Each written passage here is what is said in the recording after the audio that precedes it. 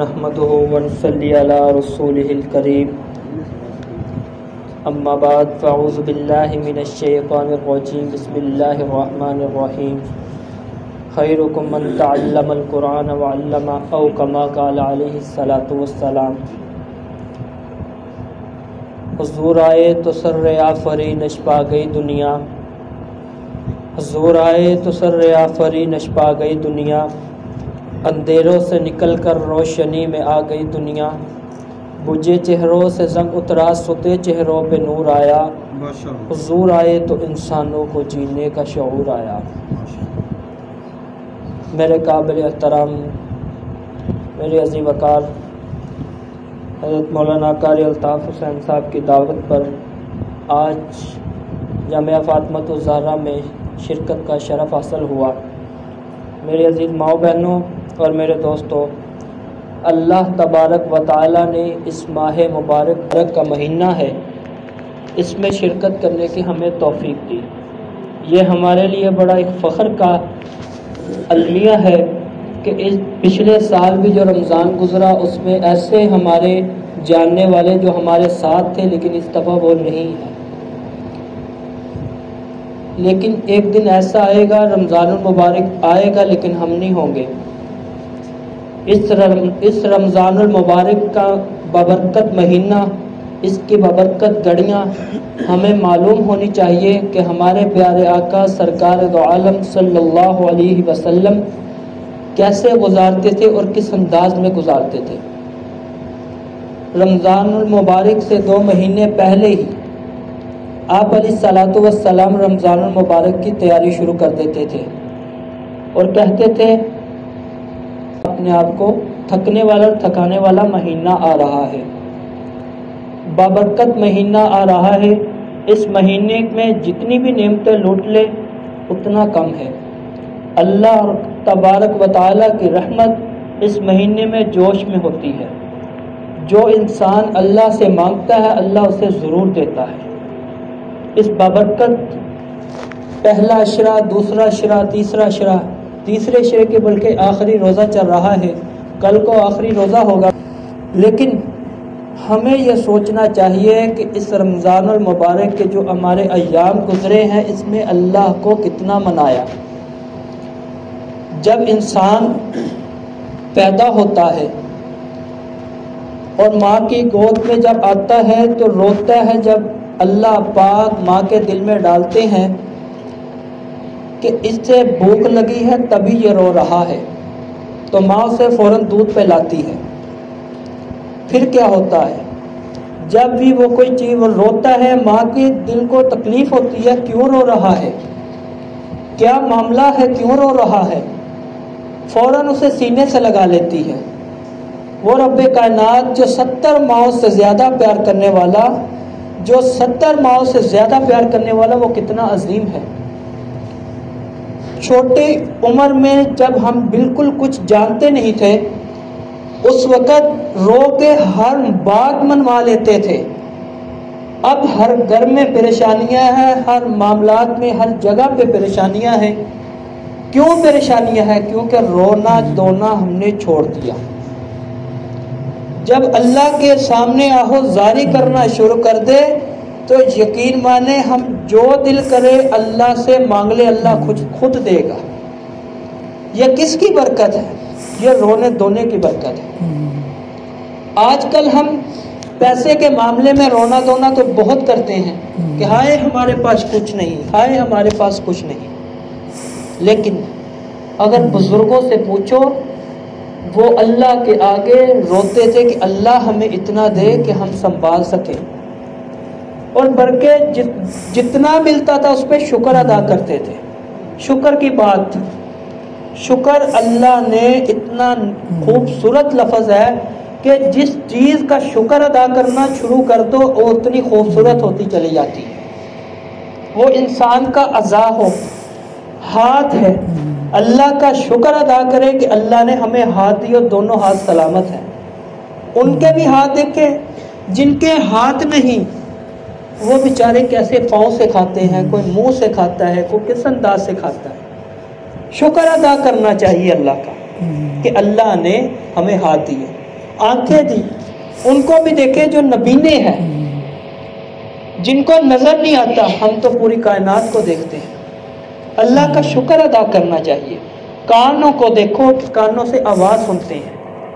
جو بیچارے بہرے ہوتے ہیں ان کی آگے اونچی اونچی آواز سے بھی بولنے وہ صحیح طرح نہیں سن پاتے، شکر ادا کرنا چاہیے۔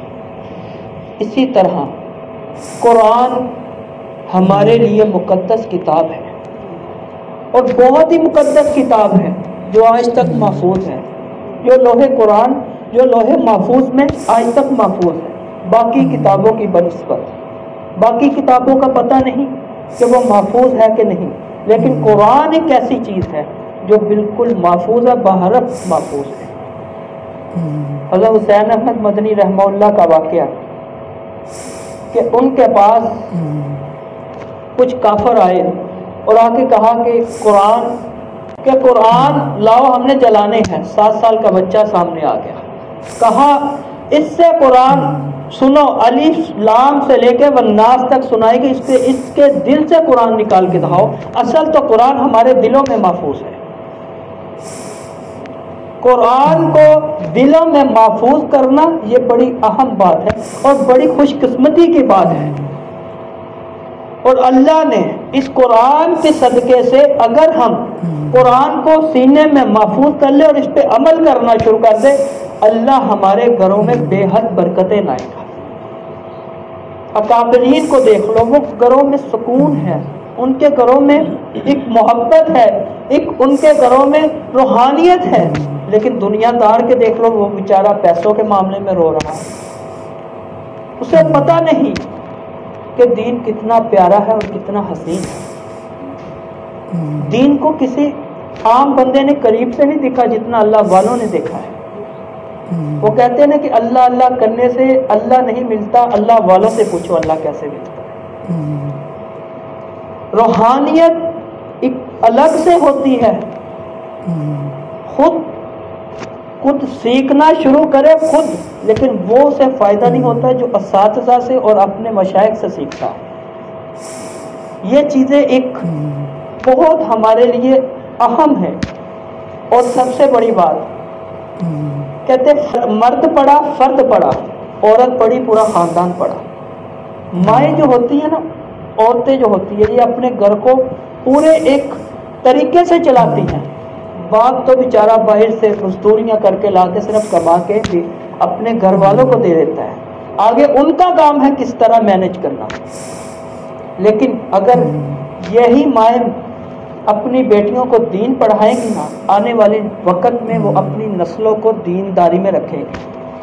سکولوں میں دیکھتے ہوں گے آپ، ڈانس کیا ہوتا ہے، بڑے فخر ہوتے ہیں، بڑا فخر کرتے ہیں کہ آج میرے بچے نے ڈانس کیا۔ کبھی محلے میں جائیں کہے کہ میرے بچے نے آج قرآن پاک سنایا، وہ اتنا خوش نہیں ہوں گے۔ یہ ہمارا معاشرہ چل پڑا ہے آج۔ اس چیز کو ہم نے خصوصی طور پہ نظر ثانی کرنی کہ ہم جو راستے پہ چل رہے ہیں واقعتاً ہی ٹھیک ہے، اپنے اساتذہ سے اپنے مشائخ سے رابطہ رکھیں، انہیں بتائیں کہ ہمیں یہ راستہ اختیار کیا ہو واقعتاً یہ ٹھیک ہے۔ اب جو مدرسوں سے پڑھ کے چلے جاتے ہیں، مدرسے علم و حکمت کا مرکز ہوتا ہے، اب جو تو اپنے اساتذہ سے رابطہ رکھتے ہیں، اللہ ان کے دلوں میں ان کی زندگیوں میں روحانیت باقی رکھتا ہے۔ جو رابطہ چھوڑ کے چلے جاتے ہیں، ذرا ان سے پوچھئے وہ کتنے گھروں میں پریشان ہیں۔ اپنے اساتذہ اور مشائخ کی دعائیں یہ ہمارے لیے ضروری ہے زندگی میں۔ پرفتن دور چل رہا ہے، کوئی پتہ نہیں کیا معاملہ بنے گا، کہ کیا ہوگا، کیسے ہم وقت گزارے۔ ہم سمجھ رہے ہوتے ہیں بہت اچھا وقت گزر رہا ہے، لیکن وہ ہمیں پتہ نہیں ہوتا کہ وہ ہم سراسر غلط کر رہے ہوتے ہیں، نیکی میں گناہ کر رہے ہوتے ہیں۔ ہم سمجھ رہے ہیں وہ نیکی ہے، لیکن وہ گناہ ہو رہا ہوتا ہے۔ یہ کیسے ہماری اصلاح ہوگی؟ یہ ہمارے اساتذہ اور مشائخ سے ہوگی۔ اس چیز کو ایک اپنی جب تک انسان مدرسے میں ہے، مدارس میں موجود ہے، اساتذہ سے ایک ایک بحرف اپنی بات کو بتلائے اور سیکھے ان سے۔ جب چلے جائے، کوئی بھی معاملہ ہو، کوئی بھی پریشانی ہو، اسے فوراً بتائے کہ اب مجھے یہ پریشانی کیا کروں۔ اپنی ٹیچر اپنے استاذہ سے ضرور رابطہ رکھیں.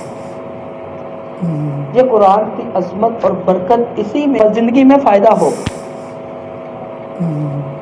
قرآن کے بارے میں آتا ہے کہ جو قرآن کو پڑھتا ہے کل قیامت کا دن ہوگا، اللہ پاک اسے کہے گے کہ تو الف لام سے شروع کر اور جہاں پہ والناس آئے گی وہاں پہ تیرا مقام ہوگا، سیدھا جنت میں چلے جا. بلکہ وہ اکیلا نہیں جائے گا، اپنے ساتھ اپنے عزیز و کاروں کو لے کے جائے گا، اور ان کو لے کے جائے گا جو بالکل جہنم کے فیصلے میں جا چکے ہوں گے، جن کے اوپر لاگو ہو چکا ہوگا یہ جہنم میں جا رہے ہیں. اب ان کے والدین کو سونے کا تاج پہنایا جائے گا، اور سونے کا تاج پہنایا جائے گا. فرشتے کہیں گے یہ کوئی فرشتہ آ رہا ہے یا کوئی بہت بڑا کوئی اللہ کا ولی آ رہا ہے، کون آ رہا ہے؟ کہیں گے یہ فلاں کا بیٹا، ان کے والدین آ رہے ہیں.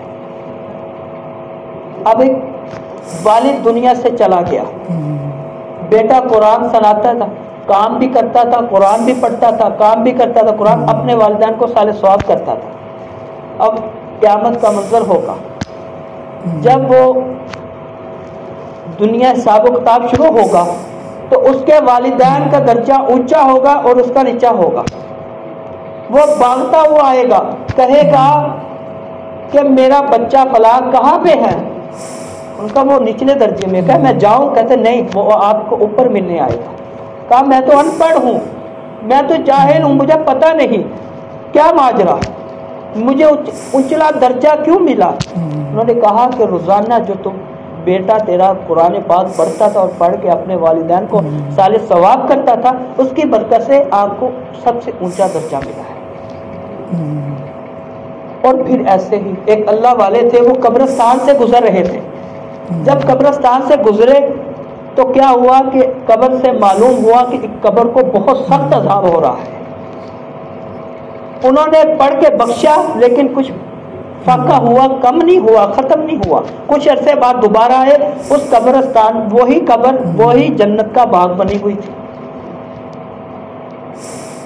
پھر انہوں نے مراقبہ کیا، اللہ سے پوچھا کہ یا اللہ یہ کیا ماجرا؟ انہوں نے کہا، اللہ پاک نے کہا کہ کل اس کے پوتے نے قاری صاحب کے پاس الف با تا سا پڑھی، میری رحمت کو جوش آیا، میں نے اس کے دادے سے اس کے عذاب تھا وہ میں نے ہٹا دیا. یہ کس کی برکت ہے؟ یہ قرآن کی برکت ہے، کے ساتھ جڑنے کی برکت ہے، قرآن کو اپنے ساتھ لگانے کی برکت ہے. یہی چیزیں ہوتی ہیں. قرآن کو یاد رکھنا ہمارے لیے فرض عین ہے، اور یاد رکھیں گے تو ہماری زندگیوں میں آسانیاں سے آسانی آتی جائے.